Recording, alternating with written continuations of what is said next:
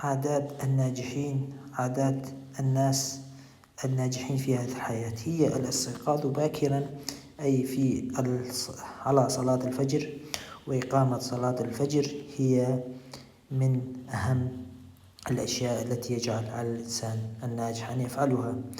وبعد قيام صلاة الفجر أن يتناول الإنسان فطورا يتناول على جميع البروتينات والفيتامينات التي يحتاجها جسم الإنسان في اليوم. ثالثا وهي التوكل على الله. عن طريق التوكل على الله يجعل يوم الإنسان موفقا. رابعا هي تحديد الأهداف.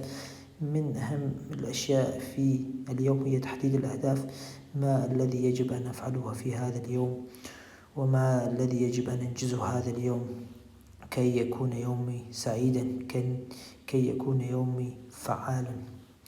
وثالثا وأهم شيء هي إقامة